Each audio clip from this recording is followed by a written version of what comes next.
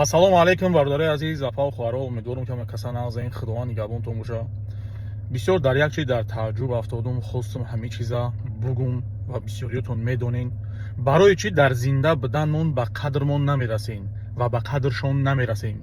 вақте ки мирдан ба сурудошонаву байдошонаву лаҳзаҳои ҳамун намедонам бозиву гапҳои хубу хизматҳои шоистае кардияну намедонам ягон гапҳои хубе дар зиндагӣ гуфтияну намедонам ягон қадамҳои хуб дар зиндагӣ гузоштиян ба ҳамвора рекламируз мекунем.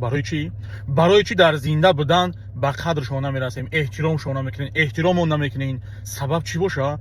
бисёр дар ҳамин савол хидма гум мекунам ки сабаб чӣ боша?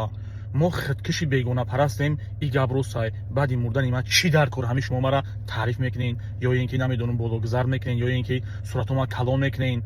бовар кунен да дар зинда буданмон ба қадрмон расем.